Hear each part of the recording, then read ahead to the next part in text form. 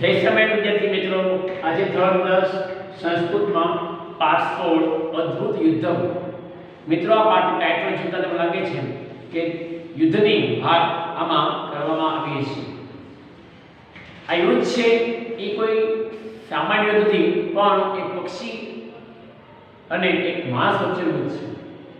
પક્ષી એટલે પક્ષીરાજ ગરુડ, માણસ એટલે કે રાવણ દશાનંદ, જેને સીતાજી રાવણ જે ઉપડી ગઈ રાવણ, બરોબર, એની વાત મહર્ષિ વાલ્મીકીએ લખેલું રામાયણ. વાલ્મીકી તમને ખબર છે કે જે વાલિયા લુગડામાંથી બનેલા, એક રાપડામાંથી બનેલા, સંસ્કૃતિ અંદર વાલ્મીક એટલે રાપડો, અમે વાલ્મીક જ્ઞાતિ છે. વાલિયામાંથી વાલ્મીકી જે બન્યા ઋષિ, એની વાત આ રામાયણ અને આદિ કાવ્યો, અને વાલ્મીકી છે એ આદિ કવિ પણ છે. કારણ કે રામાયણ રચના એ વખતે જ્યારે કરી જ્યારે કોઈ કાવ્ય હતું નહીં. આદિ કાવ્ય અને આદિ કવિ રામાયણ અને વાલ્મીકી. આમાં આ રામાયણ જે છે એમાં કુલ 7 કાંડ એટલે વિભાગ, એમાં 24,000, જે આપણે પહેલું જે રામાયણ જોઈએ છે એમાં 24,000 શ્લોકો એ આપેલા હતા. આની અંદર રામાયણની અંદર રામ વનમાં છે એ ગયા અને ત્યાં જે ઘટના બની એની પરથી આખી વાર્તા છે બની છે. દશરથ રાજા જે રામના પિતા હતા, જેના કહેવાથી રામ છે એ 14 દિવસની જગ્યાએ 14 વર્ષ ભરાઈ ગયું અને 14 વર્ષ સુધી એ વનમાં રહ્યા.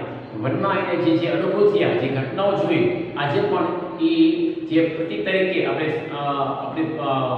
દેશની અંદર જ્યાં પણ આ રામાયણની જે ઘટના બનેલી છે એના પ્રતીકો આજે પણ છે. પંચવટી, નાસિક,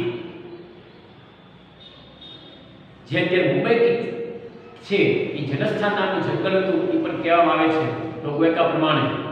ને ત્યાં આ રામ છે એ રહ્યા હતા. ત્યાં એને કુટીર બનાવી, પંચવટી બનાવ્યું ને પંચવટીમાં તે રહ્યા. ને પંચવટીમાંથી રાવણ છે એ સીતાજીને લંકા, રાજુ શ્રીલંકા છે ત્યાં ઉપાડી લઈ જાય. તો આ રામાયણ જે છે એમાં પછી હનુમાનજી છે એ મદદ કરે છે. પક્ષીરાજ ગરુડ જે છે એ પણ આ રામાયણ જે રામ છે એના પતિ સીતાને જે રાવણ પડી જાય છે તે શું ઘટના બને છે એ આ પાઠની અંદર એ અદ્ભુત કાવ્ય જે છે આ પદ છે એમાં આપણે ભણવાનું છે. બરોબર, તો આપણે જોઈએ જટાયુ જે છે એ સીતાજીને અપહરણ કરતા જોઈ અને રાવણને છે એ મારવા માટે જટાયુ છે દોડે છે. ખૂબ શક્તિશાળી રાવણની સામે આ પક્ષીરાજ ગરુડ પોતાની પાંખો, પોતાના જે અંગો છે, ચાંચ એ બધા એનાથી પર એને હુમલો કરે છે. અને રાવણને છે એ ખૂબ કહેવાય ને કે શરીરને એની હાનિ પહોંચાડે છે. પરંતુ સામે રાવણ જે છે એ પણ એટલો તાકાતવાળો છે, એ પણ આ પક્ષીરાજ ગરુડ પર તલવારથી હુમલો કરી અને એની પાંખો છે કાપી નાખે છે. જટાયુ અને રાવણનો સંઘર્ષ છે ખૂબ થાય છે. બંને ભયંકર યુદ્ધ કરે છે. એક દુઃખી નારીના પ્રાણને ભોગે બચાવે છે, પરંતુ બચાવવાનો પ્રયત્ન કરે છે બચાવવાથી, પરંતુ રાવણ જે છે એ પોતાના ખડકથી આ પક્ષીરાજ ગરુડની આંખો એ કાપે છે. અને રાવણ છે એ પણ આ જાતના ઘાથી એ પણ હતપ્રત થઈ જાય છે. અને સામે જટાયુ છે એ પણ આ પ્રહારથી પોતે જમીન પર પડે છે. એવી વાત આ બંને એક પર્વત બાંધતા હોય, આંખોવાળા પર્વત કેમ લડતા હોય એવું આ બંનેનું યુદ્ધ છે એ આપણા પાઠની અંદર એની વાત છે, કાવ્યમાં છે, વાત આવી છે. આપણે 3 શ્લોક કે 4 શ્લોક આપણે જોવાના છીએ. તો મિત્રો, આની અંદર એક વસ્તુ એવી છે કે ભાઈ દુઃખી જનોને મદદ કરવાની એ ભાવના માનવ ધર્મ તરીકે એ જેમ રાખવી જોઈએ. આ પક્ષી છે એ માણસને, સ્ત્રીને બચાવવાનો પ્રયત્ન કરે છે. આપણે આગળ જોયું 9મા ધોરણના આપણે પાઠ જ્યારે આપણે ભણી ગયા, એટલે કે 9મા ધોરણનો જે શ્લોક આવતો તમારે 16મા પાઠની અંદર કે સ્ત્રી અંગતા રક્ષણ કરી, મુશ્કેલીમાં પડેલી સ્ત્રીનું રક્ષણ કરવું એ માસ તારીખનું, પક્ષી તારીખનું ઉપડાય જે છે એ જો નિયમ રાખતો હોય તો માણસ તરીકે આપણે પણ છીએ રાખવું જોઈએ. અહીંયા તમે જુઓ કે તમને આ એક માણસ છે, એક સ્ત્રીનું, એક પક્ષી છે, એક સ્ત્રીનું રક્ષણ કરે છે. આપત્તિમાં પડેલી સ્ત્રીનું રેડ સામે એક માણસ એવો છે કે જે આ સ્ત્રીને અપહરણ કરવાનો પ્રયત્ન કરે છે, લઈ જાય છે. તો બંને વચ્ચે ડિફરન્સ મિત્રો આપણે જોઈએ છીએ. શ્લોક જોઈએ. તતઃ પર્વશૃંગમ તીક્ષ્ણતુંડમ ખગોત્તમ વનસ્પતિગત શ્રીમાન વ્યાજહાર શુભાંગ્ય. તતઃ પછી પર્વશૃંગમ પર્વતની જેવી શિખરની શોભાવાળો, તીક્ષ્ણતુંડમ ધારદાર ચાંચવાળો, પક્ષીરાજ ગરુડ છે ચાંચ ખૂબ ધારદાર છે, ખગોત્તમ પક્ષી ઉત્તમ.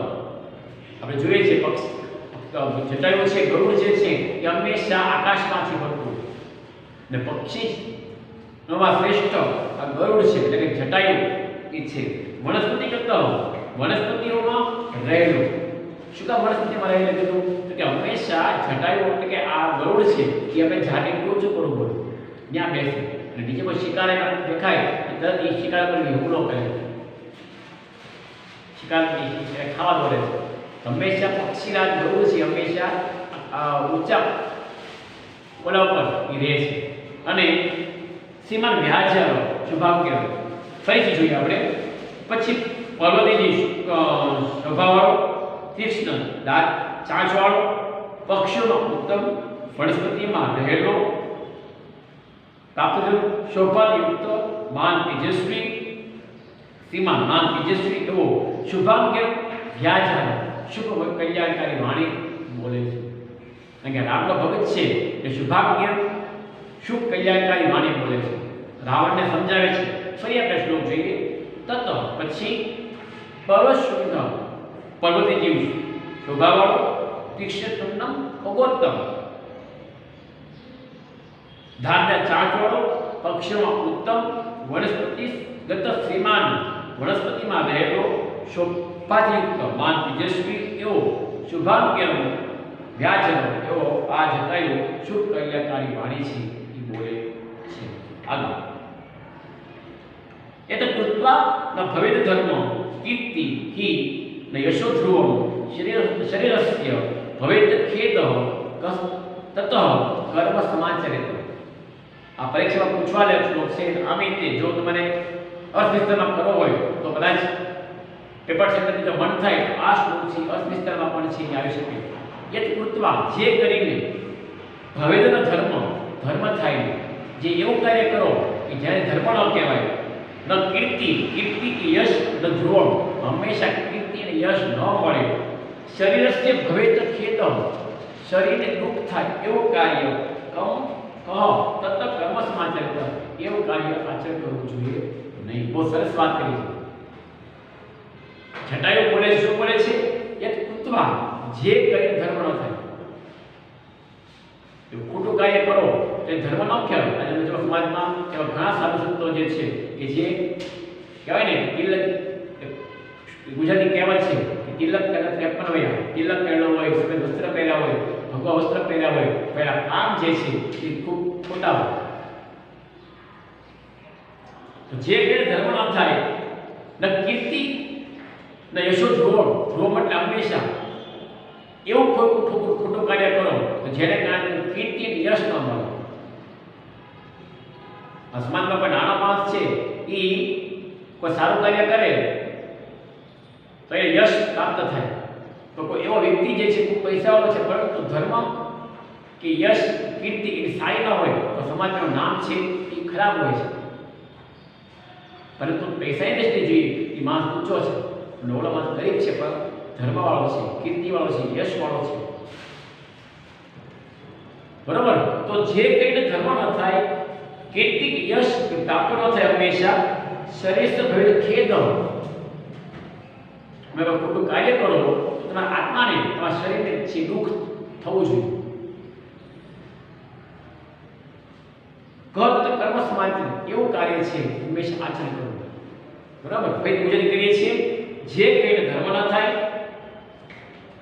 કીર્તિ કે યશ હંમેશા ન મળે, શરીરને દુઃખ થાય એવું કાર્ય છે કરવું નહીં. પહેલા બંને શ્લોક ફરી કરીએ છીએ. પહેલો શ્લોક.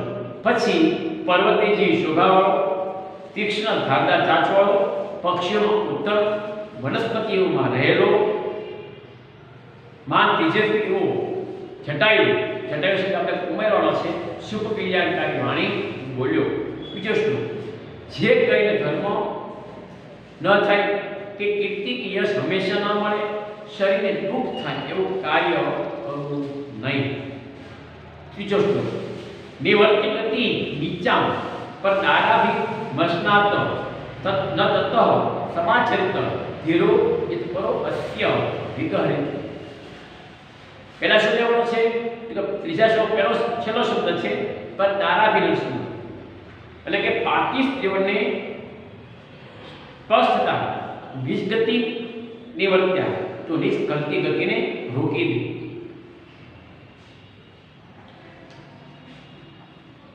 સમાજમાં એક એ વસ્તુ છે કે કોઈ સ્ત્રી પોતાની પત્ની સિવાયની કોઈ અન્ય સ્ત્રીનો છે એ સ્પર્શ કરાય નહીં.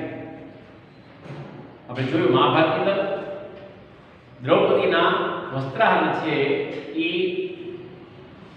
કૌરવે કર્યા, દુશાસને કર્યા તો એનો નાશ થઈ ગયો. રામે છે સ્ત્રીનું રક્ષણ કર્યું એટલે એનું નથી થયું.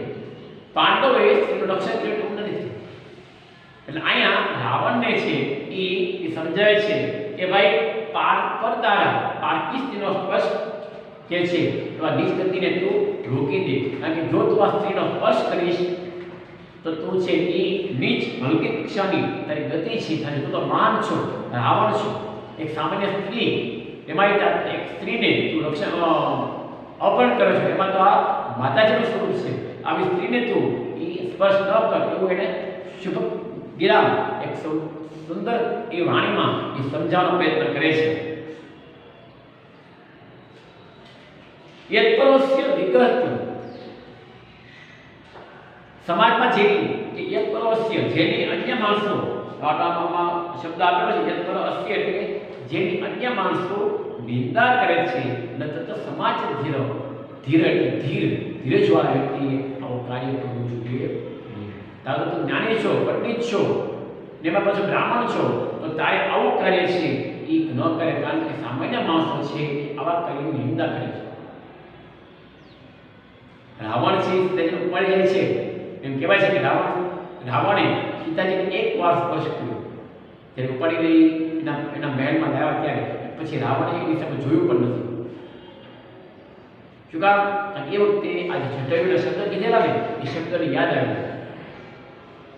એટલે ખબર હતી કે જો આ સ્ત્રીનું અપહરણ કરીશ અથવા આ સ્ત્રીનો લઈને આવીશ તો રામ જે છે એ મારો વધ કરશે. મહાપુરુષો કહે છે કે ભાઈ રામને ખબર હતી કે રામ છે ભગવાન છે, એ વિષ્ણુ સ્વરૂપ છે, એટલા માટે જાણીને એને આ પોતાની કહેવાય ને ભાગ્ય એટલું એવું હતું કે તેને આ કાર્ય છે કર્યું. ને પછી રાવણે કોઈ દિવસ સીતાની સામે જોયું પણ નથી. તો જો અહીંયા આપણે આ જે જટાયુ છે એ આવું કંઈક કહેતો હોય એવું સમજે છે. ફરી ગુજરાતી કરીએ આપણે. ત્રીજા શ્લોકનો છેલ્લો શબ્દ છે પર દારાભિમર્શનાત, એટલે કે પાકી તેનો સ્પર્શ કરતા નિજ ગતિને નિવર્ત્ય ગતિ, આ ગતિને તો અટકાવી દે, નિવર્ત્ય અટકાવી દેવું. કે પારકી તેનો સ્પર્શ કરતા તો આ નિજ ગતિને અટકાવી દે. કારણ કે યત્પરસ્ય વિકલ્પ્ય, જેની અન્ય માણસો એ નિંદા કરે છે, ધીર સમાચરિત ન તત વૃદ્ધ લેવું છે. ધીરજવાળા માણસ આ કાર્ય આચરણ કરતા નથી. તું તો સુંદર, તું તો સારો અને કહેવાય ને કે તું તો જ્ઞાની છો, સારો કે જ્ઞાની છો, તું આ નિજ ગતિને અટકાવી દે. અહીં બીજો શ્લોક આપણે પૂર્ણ કરી છે. ત્રણ શ્લોક પૂજન કરીએ પછી ચોથો શ્લોક આપણે કરીશું. પહેલો શ્લોક, પછી પાર્વતીજી શોભાવાળો, તીક્ષ્ણ ચાંચવાળો, પક્ષીઓમાં ઉત્તમ, વનસ્પતિમાં રહેલો, શ્રીમાન એટલે કે મહાન તેજસ્વીઓ, શુભ કલ્યાણકારી વાણી એ જટાયુ બોલે છે. બીજો શ્લોક, જે કહીને ધર્મ ન થાય, કીર્તિ કે યશ હંમેશા ન મળે, શરીરને દુઃખ થાય એવું કાર્ય ક્યારેય પણ કરવું નહીં. ત્રીજો શ્લોક, પાકી સ્ત્રીનો સ્પર્શ કરતા થનારી નિજ ગતિને તું અટકાવી દે. જેની બીજો શ્લોક છેલ્લો શબ્દ બંને યત્પરસ્ય વાળો, જેની અન્ય માણસો એ નિંદા કરે છે, અધીર મનુષ્ય આ કાર્ય આનું આચરણ કરવું જોઈએ નહીં. આ ત્રીજો શ્લોક છે, પરીક્ષામાં પૂછાય એવો છે. ચોથો શ્લોક, આપણે અત્યાર સુધી જોયું કે જટાયુએ છે એને ખૂબ સમજવાનો પ્રયત્ન કર્યો, પરંતુ આ રાવણ એ કાંઈ સમજવા માંગતો નથી. મને ખબર છે કે જોઈએ છીએ કે રાવણની પાસે હથિયાર છે, તલવાર, ખડગ, બધું જ, અને જટાયુ પાસે ફક્ત એની પાંખ ઉડવાની અને ચાંચ અને નોખ આ આયુધ છે. તો અહીંયા ચોથા શ્લોકની અંદર આ જે છે એ જટાયુ એ સમજાવે છે કે ભાઈ વૃદ્ધ ત્વમ યુવા ધર્મી સાક્ષી પછી શરીર ન ચ આપદાયો સંધિ છે ચ આપદાયો કુશલી વેદેહી ગમે વેદેહી એટલે સીતા. શું કા વેદેહી કીધું કે વિદર્ભ દેશના રાજાની જનકની પુત્રી છે, ને સીતા એટલા માટે છે કોઈને ખબર નથી આ શબ્દની સીતાને ચાંસ એ ખેતરમાં પાડવામાં આવેલી ચાંસ કહેવાય, કે આપણે વલણથી જે પાડીએ છીએ શું કહેવાય એને મશીનથી પાડીએ છીએ તે દાંતાવાળા એ ચાંસ પાડતા પાડતા પાડતા આ જનક રાજાના જે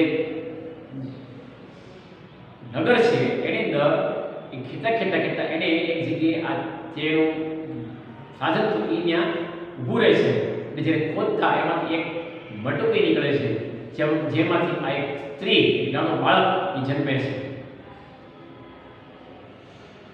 ત્યારથી આ જનક રાજા એનું નામ સીતા છે એ પાડેલો, એટલે સીતા વેદી જનક પુત્રી જાનકી, એટલે જનક રાજાની પુત્રી જાનકી એ પણ એનું નામ છે.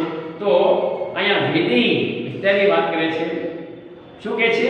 વૃદ્ધ અહમ, હું વૃદ્ધ છું, તો યુવા, તું યુવાન છું. કે જટાયુ છે એ ઉંમરલાયક પક્ષી છે, હું વૃદ્ધ છું, તું યુવાન છું, સાથે ધર્મી ધનુષ્યવાળો છો, સરથ રથવાળો છો, પછી શરીર તારા શરીર પર કવચ ધારણ કરવું છે, છતાં પણ આપયો વેદીને ગમી શકતી, છતાં પણ તું વેદી સીતાજીને કુશલી કુશળપૂર્વક જો આપદય મારી પાસેથી ન ગમી શકતી લઈ જઈ શકીશ નહીં. કે ભાઈ તું તો યુવાન છો, રથવાળો છો, શરીર પર કવચ ધારણ કરવું છે, હાથમાં તલવાર ને ખડગ છે, તારી બધા આયુધો છે, છતાં પણ હું તો એક વૃદ્ધ પક્ષી છું, છતાં પણ હું હે રાવણ તારી આ સીતાજીને છે એવું વેદી સીતાજીને તને આસાનીથી કુશળતાપૂર્વક લઈ જઈ શકીશ, લઈ જઈશ નહીં. ને વાત સાચી છે, આગળ આપણે જોશું તો એ શ્લોકની અંદર એ આવે છે બધું કે સીતાજી સાથે રાવણ સાથે જયપતાયું કેવું યુદ્ધ કરે છે. તો તે યુવાન નથી, વૃદ્ધ છે, એની પાસે હથિયાર પણ નથી, પણ પોતાની જે આયુધ છે, પક્ષીના જે પાંખ છે, ચાંચ છે, એનાથી આ રાવણને ખૂબ અદપ્રદ કરી નાખે છે. અને આપણે બીજા શ્લોકો જોશું એમાં આવશે કે કેવું યુદ્ધ બંને કરે છે. પાંચમા છઠ્ઠા શ્લોકમાં એનું યુદ્ધ છે આવશે. તો ફરી આપણે ઉજવણી કરીએ ચોથા શ્લોકનો, એટલે 1 થી 4 શ્લોક ફરી કરશું. પહેલી લાઈન, હું વૃદ્ધ છું, તું યુવાન છો, ધનવી ધનુષ્યવાળો, સરથ સારથી રથવાળો, કવચ શરીર પર ધારણ કરેલો, છતાં પણ વેદી સીતાને કુશળતાપૂર્વક ન આપદાય મારી પાસેથી લઈ જઈ શકીશ, ન ગમી શકતી મેં ગમી શકતી મારી પાસેથી લઈ જઈ શકીશ નહીં. આપણે 1 થી 4 શ્લોક ફરી ઉજવણી કરીએ છીએ એટલું ગુજરાતી. પછી પર્વતીય શોભાવાળો, તીક્ષ્ણ દાંત ચાંચવાળો, પક્ષીમાં ઉત્તમ, વનસ્પતિમાં રહેલો, માન તેજસ્વી એવો જટાયુ શુભ કલ્યાણકારી વાણી બોલે છે. બીજો શ્લોક, જે કહીને ધર્મ થાય, કીર્તિ કે યશ હંમેશા ના મળે, શરીર દુઃખ થાય એવું કાર્ય હંમેશા કરવું નહીં. પાકિસ્તાનમાં સ્પષ્ટ થતા થનારી વિકૃતિને તું અટકાવી દે.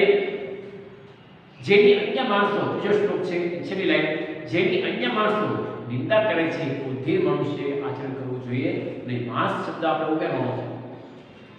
ચોથો શ્લોક, હું વૃદ્ધ છું, તું યુવાન છો, ધનુષ્ય સારથી રથવાળો છું, શરીર પર કવચ ધારણ કરવું છે, છતાં પણ સીતાજી હેતી સીતાજીને મારી પાસેથી તું કુશળતાપૂર્વક લઈ જઈ શકીશ નહીં.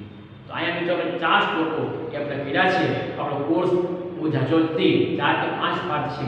મિત્રો તમે ઘરે બેઠા આ પાઠ્યપુસ્તક જે છે બનાવો છો એ ખબર છે, મેં નોટ પણ જોઈ. ઘણા વિદ્યાર્થી મિત્રોની નોટ જે છે એ બહુ સારી બનાવેલી નથી.